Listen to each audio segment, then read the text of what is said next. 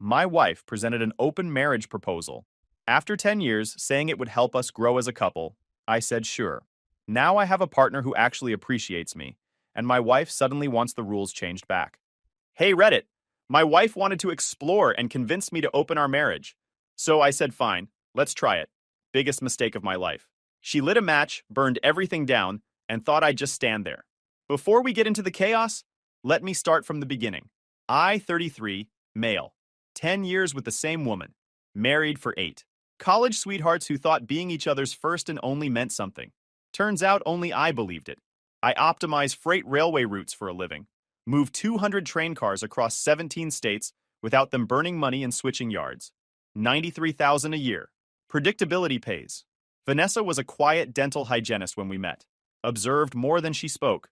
In college, where everyone performed constantly, her stillness felt deliberate, thoughtful. I mistook it for contentment. We married at 23. Families approved. No red flags. Shared values. Stable routines. Matching trajectories. For years it functioned fine.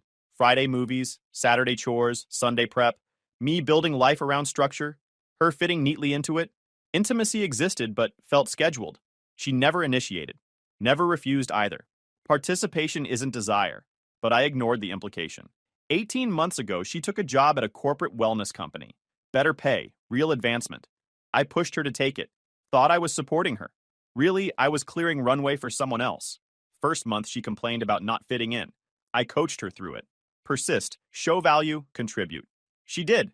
Made friends with 4 women. I was relieved at first. Then everything shifted. She came home later. Just enough minutes to notice. Walked in buzzing, then dimmed when she saw me. Her phone became constant. During dinner, movies, conversations. Just the work chat, she said. But the secrecy grew obvious. Bedroom intimacy fell apart.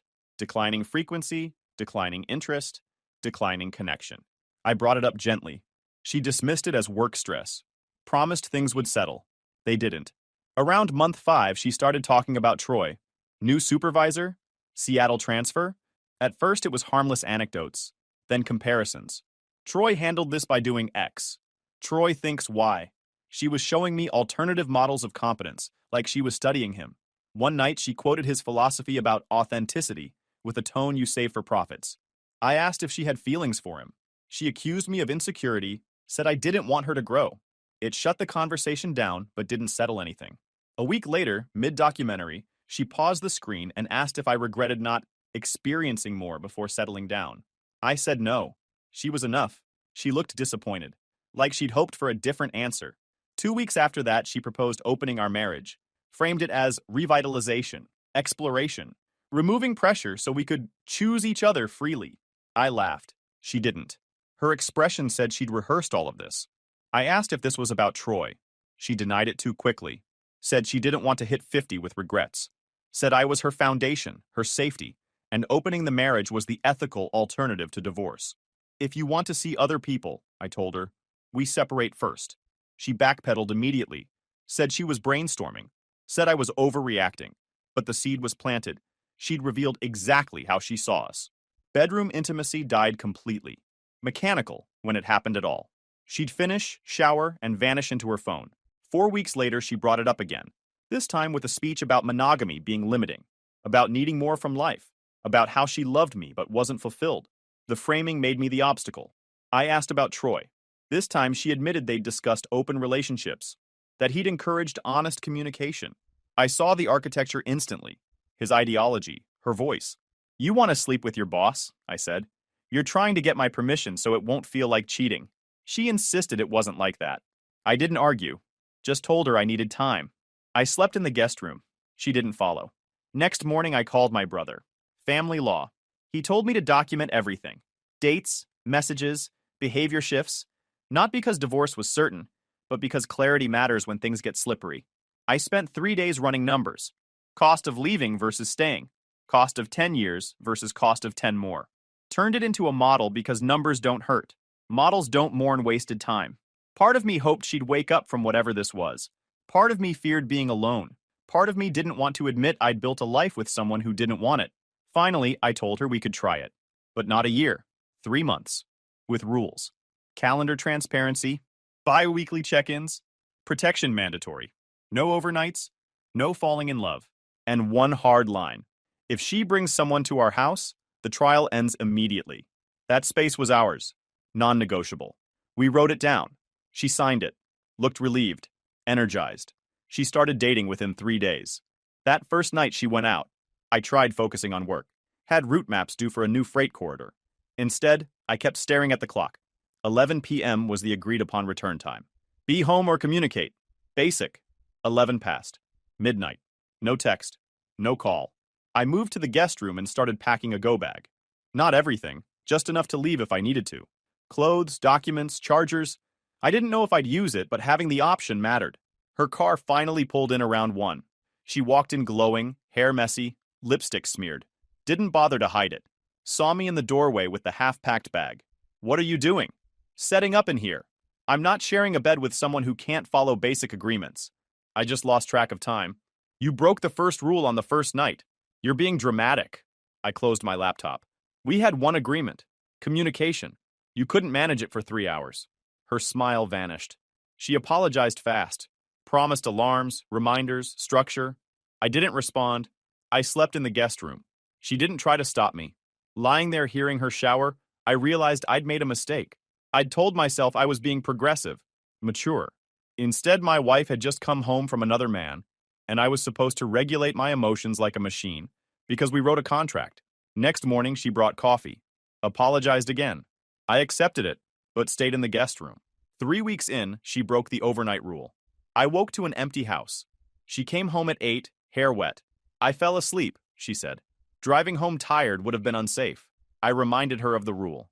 She said I was being technical, that the spirit of the rule wasn't violated. I didn't end it. Should have. Didn't. Because ending it meant admitting the marriage was actually over, and I wasn't ready for that yet. So I just moved further into the guest room emotionally and told myself I was being patient. Second time it happened, I packed a bag and left for my brother's place. Texted her. Taking space, we'll talk Sunday. She called 19 times that day. Left crying voicemails. Said I was abandoning her. Said she'd made a mistake. I didn't answer. Sunday, 2 p.m., coffee shop. She looked wrecked. I need you to come home. I don't know if I can keep doing this. Please. If it happens again, any rule, not just overnights, I'm done completely. She agreed instantly. I returned to the guest room. The pattern didn't stop. She'd come home from dates, walk past my office without a word, go straight to shower. I'd try to initiate something days later just to feel connected, and she'd push me away. Too tired. She wasn't too tired hours earlier. I started understanding what I actually was to her. The foundation she built her exploration on. The safety net. The backup plan, while she tried out the authentic life she claimed she'd been missing. Her friends visited constantly, especially Cheryl with the grating laugh. You're setting such a standard, she'd tell me. Most men would never handle this. She said it like praise, but it felt like I was being studied, like they were using my marriage as proof their lifestyle worked.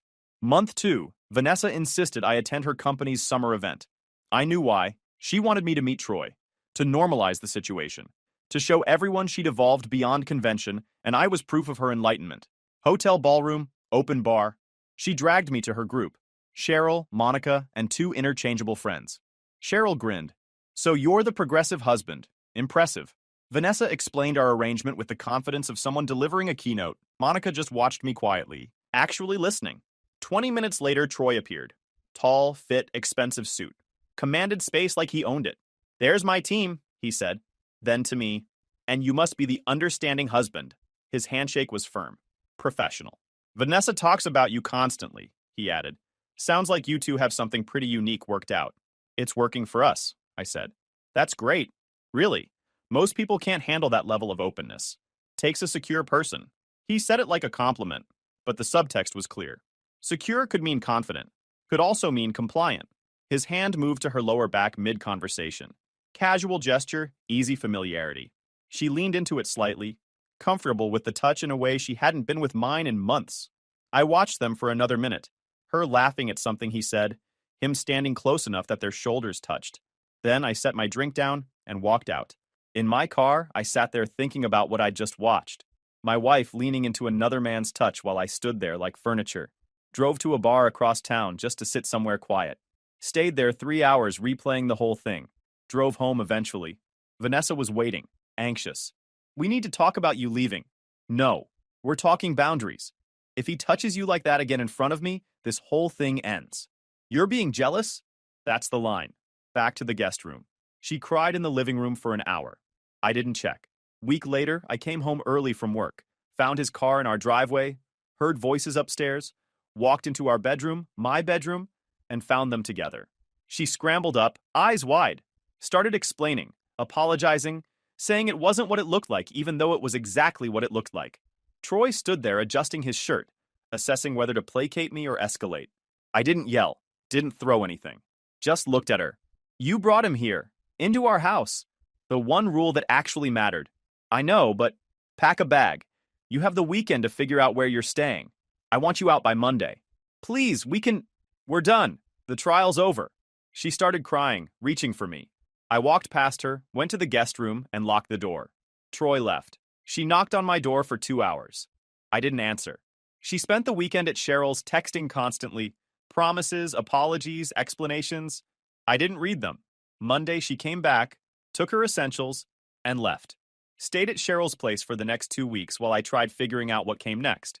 Meanwhile, I forced myself to try dating since the trial was effectively dead anyway. Made a profile. Went on dates. But the moment things got physical, I'd shut down.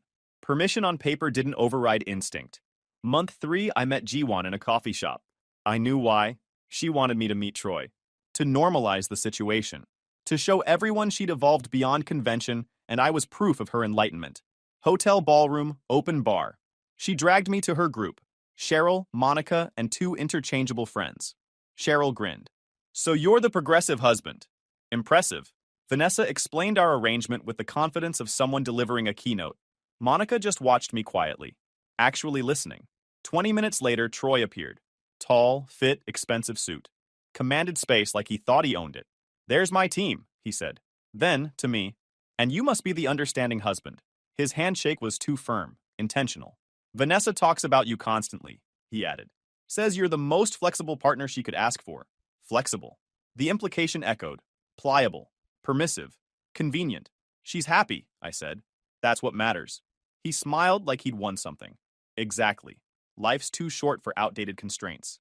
Vanessa's finally operating at full capacity instead of being held back. My jaw tightened. He squeezed her shoulder. Casually, possessively.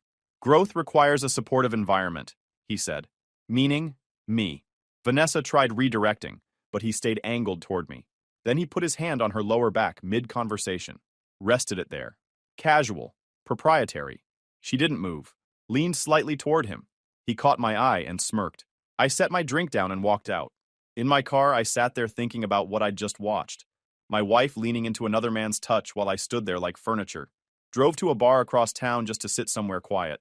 Stayed there 3 hours replaying the whole thing. Drove home eventually. Vanessa was waiting, anxious. We need to talk about you leaving. No, we're talking boundaries. If he touches you like that again in front of me, this whole thing ends. You're being jealous. That's the line. Back to the guest room. She cried in the living room for an hour. I didn't check. Meanwhile, I forced myself to try dating since she was living freely. Made a profile, went on dates, but the moment things got physical, I'd shut down. Permission on paper didn't override instinct. Month 3, I met Jiwon in a coffee shop. Korean, early 30s, industrial designer. Saw her smile politely when her order was wrong. Something about that small grace caught me. Next day, she was there again. 3rd day, we talked. 4th day, I asked her to dinner. We went for Korean BBQ. She taught me how not to burn the meat. We talked about Busan, design, railway optimization, families, choices, escapes. Then we talked about my marriage. I told her I was married in an open arrangement I never wanted, that I'd agreed out of fear, not desire, that I probably shouldn't be dating at all. She didn't leave. She asked one question. Why did you agree? I didn't have an honest answer until she said it for me. So you're doing this for her, not for you. Exactly. She didn't treat me like a malfunctioning system the way I treated myself. She challenged me, called out my metaphors, pointed out where my logic hit emotion. Vanessa eventually noticed I was going out more. Are you seeing someone? She asked. Yes. She looked satisfied, then asked how serious. I kept it vague. She returned to her phone. Things with Jiwon stayed casual for a while. Coffee twice a week, dinner occasionally. talking about everything except the obvious question of where this was going. She never pushed, never asked me to leave Vanessa, just existed as proof that connection could feel different than what I had. Month 5, things became physical. Happened naturally at her apartment after dinner. Afterwards, we talked until 3 a.m. She asked about my marriage. Not with jealousy, just curiosity. Asked what I'd hoped would happen when I agreed to open it. I told her the truth. I hadn't been happy for a long time. That I'd maintained routines because I didn't know what else to do. Because admitting it was dead felt like admitting I'd wasted 10 years on something that had never actually worked. She didn't tell me to leave Vanessa. Didn't push. Just said whatever decision I made should be based on what made me feel alive. Not safe. 2 weeks later, Vanessa was waiting when I got home from Jiwon's on a Sunday evening. Nervous. Twisting her wedding ring. We need to talk. I sat down across from her and waited. I want to close the marriage. This was a mistake. I want to refocus on us. What changed? She gave the scripted answers. Reflection. Missing our connection.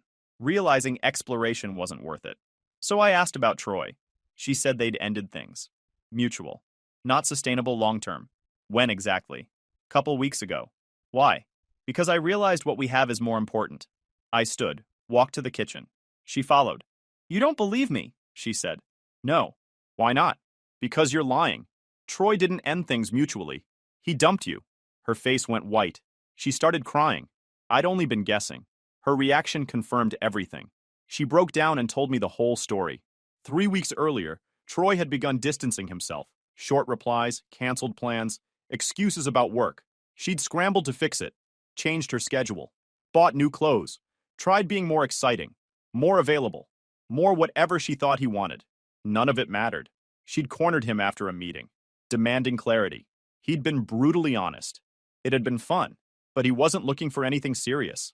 He dated multiple people casually. He'd never promised exclusivity, a future, or the fantasy she'd constructed. Told her maybe she should focus on her husband instead of chasing something that was never happening. She'd sat in her car for 2 hours afterward, realizing she'd blown up her marriage for a man who saw her as temporary entertainment. Through tears, she added something I didn't process fully at the time. She'd felt invisible for years. Said I talked more about railway efficiency than her feelings. Said Troy made her feel seen. I listened and felt, not nothing exactly, something uncomfortable. A flicker of recognition I didn't want to examine, because part of what she said wasn't entirely wrong. I had treated our marriage like a system to optimize instead of a relationship to nurture. Intimacy on schedule, conversations about logistics, emotional connection as checkbox maintenance. But acknowledging that now felt like accepting blame for her choices. Like admitting I'd driven her to this. I hadn't. She could have talked to me, could have asked for counseling, could have ended things honestly instead of rigging up this elaborate permission structure to avoid calling it what it was. Still, the discomfort sat there. What did your friends say? I asked, moving past it. She hesitated. You told them, right? About him dumping you? I tried. They said I was overreacting, that this happens, that I should just find someone else.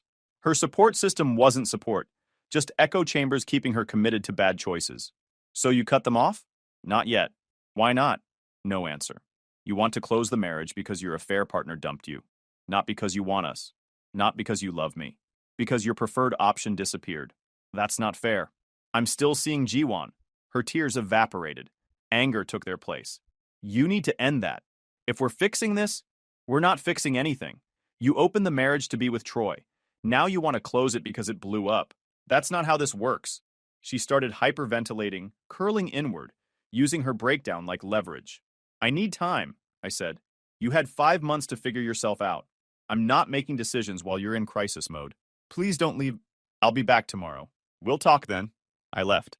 Went to Jiwon's. She opened the door and pulled me inside without a word. We sat quietly until I could speak. I told her everything. Vanessa wanting to close the marriage, Troy dumping her, the implosion of it all.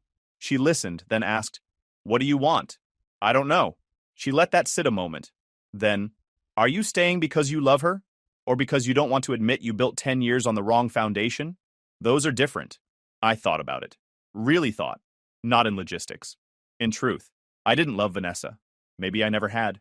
Maybe I'd stayed out of habit, fear, inertia, anything except genuine connection. I don't love her anymore, I said. Saying it out loud settled something. Then handle it properly, Jiwon told me. Don't drag it out. Don't keep her waiting for a decision you've already made. Fair. Next morning, I called my brother, told him to file. You sure? Yeah, I'm done. I brought him everything I'd documented, texts a mutual friend had forwarded months earlier, proving the emotional affair started before the open marriage conversation.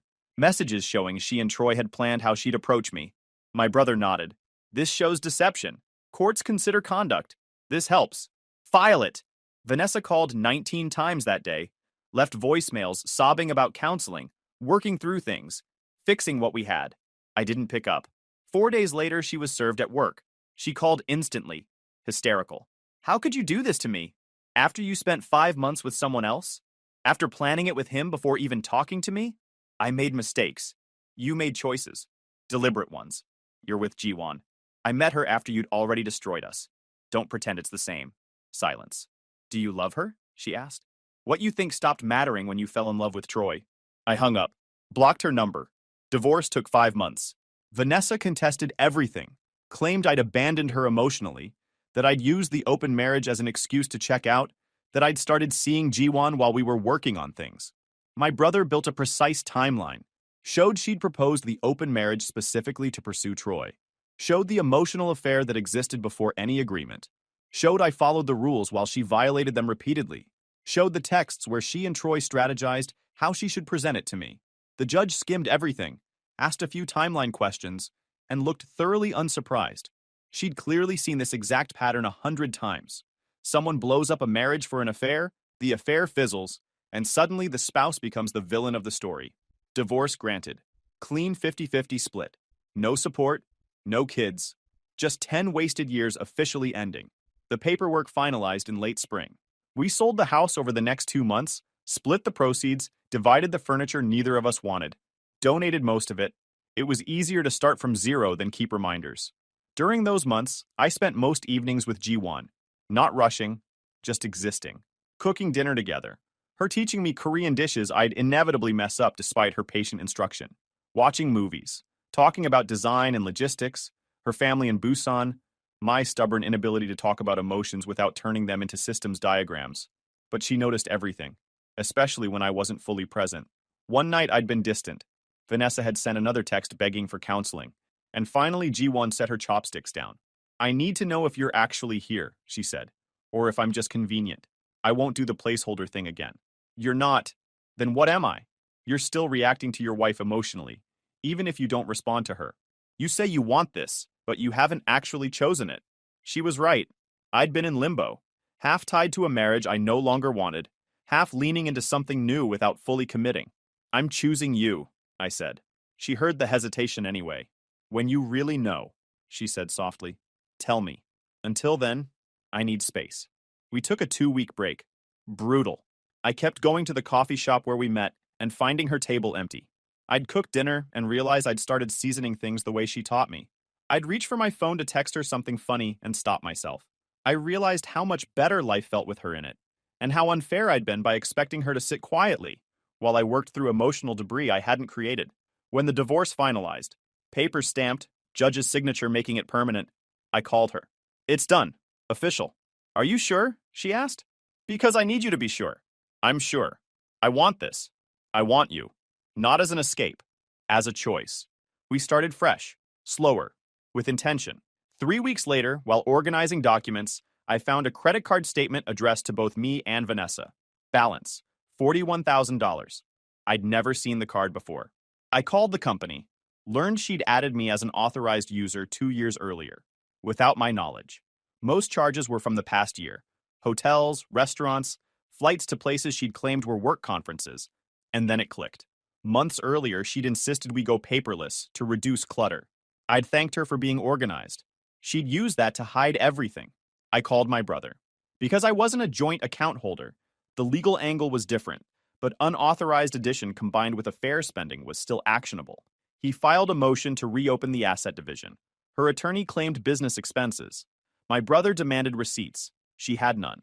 Couldn't justify a single charge. It took 4 months of hearings, continuances, depositions, and legal back and forth.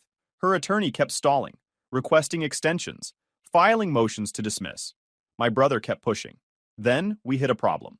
The judge ruled that, because I was listed as an authorized user, even without my knowledge, I had theoretical access to the card statements. Her attorney argued I should have discovered the charges earlier. My failure to review statements regularly meant I'd implicitly accepted the spending. My brother fought it, argued the paperless setup was deliberate concealment, but the judge wasn't convinced, dismissed half the claim. We appealed the dismissal, submitted more evidence showing her systematic pattern of hiding financial information. 3 more months of waiting, briefing, arguing. Eventually, the judge reconsidered, ruled she owed me $17,000 instead of the original $34,000, payable monthly over 3 years. She left a screaming voicemail about how I was bankrupting her, ruining her life, punishing her. I deleted it. Finding that card made me wonder what else I'd missed. I spent a weekend reviewing old statements I'd saved before everything went paperless. Found regular transfers to Cheryl's account, 200 here, 300 there, starting early in the open marriage. Over 18 months, $23,000. My brother filed another motion. Cheryl claimed these were loan repayments for clothes and date expenses. No contracts, no messages, no proof, just vague stories. 5 months of legal wrestling followed. Cheryl reversed details constantly in deposition. Her attorney stalled endlessly, filed motions, requested continuances, tried every delay tactic available. The judge eventually lost patience and ordered Vanessa to reimburse $11,000. My half. More monthly payments, more obligations. Her life collapsed accordingly. She moved to a smaller apartment, downgraded her car, took weekend retail shifts to cover the payments. Meanwhile, I got promoted, senior analyst. Better pay, more responsibility. And G1 and I moved in together. We found a place that belonged to neither of us before. Somewhere we could actually build something new instead of cleaning up old ghosts. For once, life felt stable, predictable in the right ways, surprising in the good ones.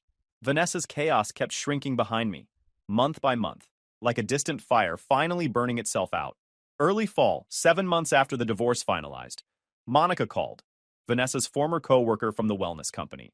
Said she had information I needed to see. We met at a lunch spot downtown.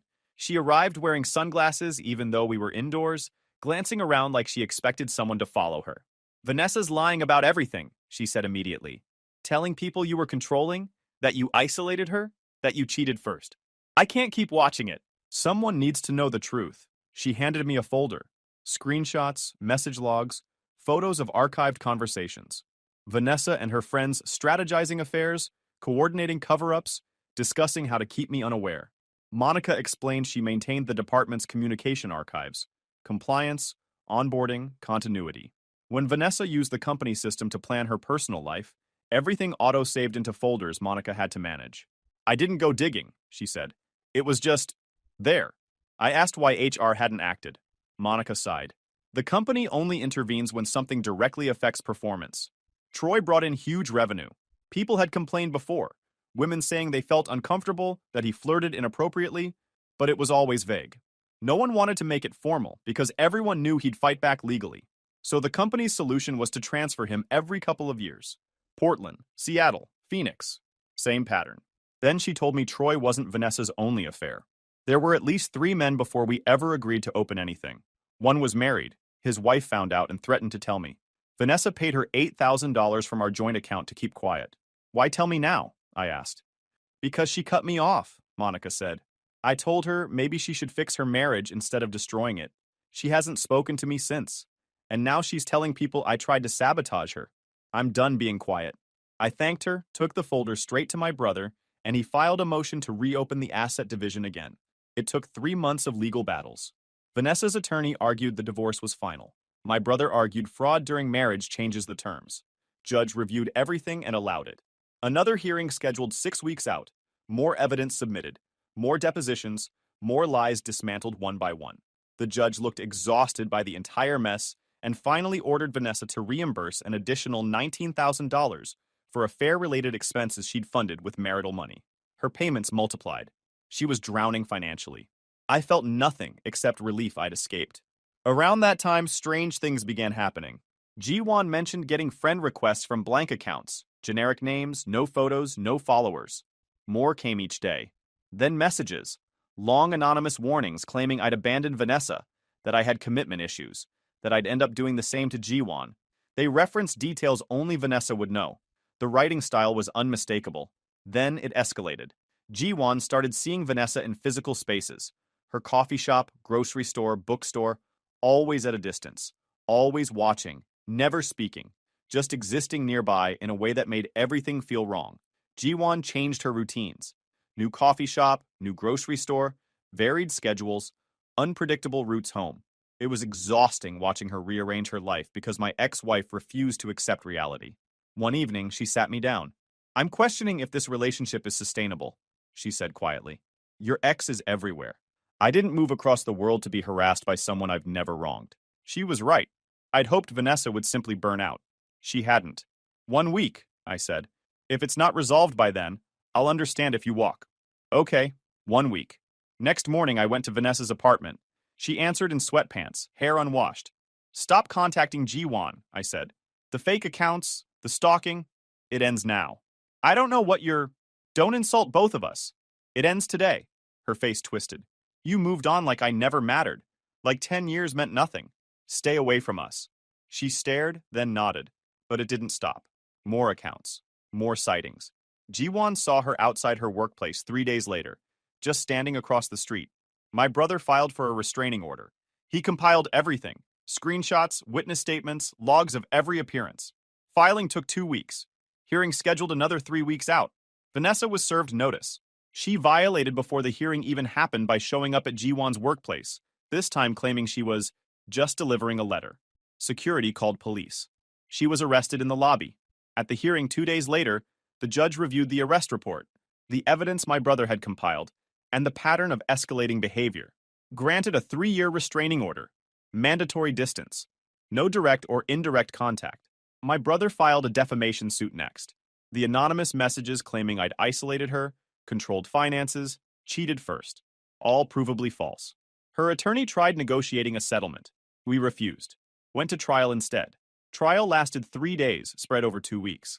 The judge reviewed the evidence methodically. Screenshots, message logs, witness testimony. Ruled in our favor.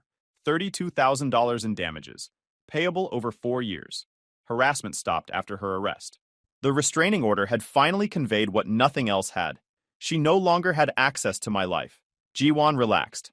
Returned to her favorite coffee shop. Stopped checking behind her constantly. Her shoulders dropped. Her voice lightened. It was the first time in months she seemed unburdened. One evening at home, she looked at me over dinner and said, "I'm glad she can't reach us anymore." I didn't realize how much space she was taking up until she wasn't. I knew exactly what she meant. Winter came. 1.5 years since filing for divorce. Things were stable. Better than stable. Jiwon and I had found a rhythm. Work was good. Life was good. Then she got offered a position in Seattle. Better opportunity. More creative freedom. Higher salary. Working with a design collective she'd admired for years. Everything she'd been working toward. She wanted me to come with her. "I need to know if you're in this or coasting," she said one evening over dinner. "Because this is a real decision. It's uprooting everything. Moving across the country. Starting completely over. I need to know if you're actually committed to building a life with me, or if you're just comfortable with how things are right now." First real conflict we'd had in months, and I realized she was right to question it. I'd been comfortable. Been coasting. Letting things happen instead of actively choosing them. Instead of giving her a speech about commitment or asking for time to think about it, I spent the next 3 days actually doing something about it. Called my boss first. Explained the situation. Asked if I could work remotely from Seattle. He took a day to think about it. Called me back and said yes. The position was mostly analysis and optimization anyway. Didn't require me to be physically present. As long as I could make quarterly trips back for planning meetings, he was fine with it. Then I started actually researching what moving would mean, called a realtor Jiwon had mentioned. Started looking at neighborhoods and what our budget could get us. Checked cost of living differences, job market stability in case remote work didn't pan out long term. 3 days after she'd asked, I came back with specifics. Remote work approval. Realtor contact. Neighborhoods I'd researched. Budget breakdown. Timeline for when we could realistically move. "You're sure?" she asked, looking at everything I'd put together. "I'm choosing you. Not because you're convenient. Not because I'm afraid of being alone. Because being with you requires me to actually show up and be present instead of just coasting through life. Because you make me want to be better than I was." She searched my face for hesitation. Didn't find any this time. "Okay then. Let's do it." I gave notice at work 3 weeks later. They were disappointed but understood. Offered to keep me on remotely, which made the transition easier financially. threw me a small going-away lunch that was awkward but nice. G1 gave notice at hers. They threw her a proper going-away party. I met more of her colleagues. Started understanding her professional life in a way I'd never understood Vanessa's. Because I actually asked questions. Actually listened to the answers instead of just waiting for my turn to talk about railway logistics. 6 weeks before the move, I was at my gym on a Saturday morning doing my usual routine. Saw her in the mirror while I was on the rowing machine. Vanessa, standing at the entrance, watching me. I got off the machine and walked straight toward her. She froze when she realized I'd seen her. You need to leave. Now. You're violating the restraining order. I'm just trying to work out. This is a public place. The order says you stay 300 feet away from me. You came here knowing I'd be here. That's a violation. People nearby stopped their workouts to watch. I wanted to apologize. Face to face. Letters don't feel real. Up close, she looked different. Exhausted. Eyes shadowed. Clothes hanging off her like they no longer fit. Weight lost in the way that means stress, not effort. I know I destroyed everything, she said quietly. I know there's no fixing it. I just wanted to apologize properly, not in something you delete without reading. Her voice wasn't manipulative or dramatic, just worn down. But it didn't matter. You can't fix this. Leave. I know. Her voice cracked. I'm scared. I'm alone. I'm broke. I'm 32 and starting over with nothing because I threw away the one person who cared about me. For someone who never wanted me. How pathetic is that? 2 gym staff approached. I told them she had a restraining order against her. They escorted her out while she cried. She didn't fight, just went. That was the last time I saw her. 6 weeks later, Jiwon and I moved to Seattle. Bought a small house near Green Lake. 2 bedrooms, small yard, ours. We painted rooms together on weekends. Argued about colors and furniture placement, and whether we needed a dining table. Normal couple arguments. Shared decisions instead of silent resentments. A year and a half post-divorce, we went to a wedding. College friends. People who'd known both me and Vanessa. Some asked polite questions. How the divorce happened, whether we were both doing okay. I kept it short. Said we wanted different things and went separate ways. No details. One person asked if I was happy now. I said yes. They said I looked lighter than I had in years. Said they'd noticed I'd seemed stressed near the end of my marriage, but hadn't wanted to say anything. Driving home, Jiwon asked if I ever regretted any of it. If I wondered what would have happened had I tried harder with Vanessa or given her another chance. No, not even a little. She took my hand. Good, because I don't regret anything either. We have normal friction. Where to put furniture, whose family to visit, who forgot trash day. But we deal with it. We talk. We argue and resolve. No cold silences. No disappearing acts. No games. We chose a house together. Built routines together. Built a life that didn't exist before both of us put effort into it. I found something real with Jiwon. Not convenience, not habit, not fear of being alone. Something built deliberately, with intention on both sides. Something solid. Something earned. Guys, we are so close to hit 100,000 subscribers on this channel. If you are not subscribed to the channel, please consider subscribing. It really helps hit that 100,000 mark. Thanks for making this dream come true.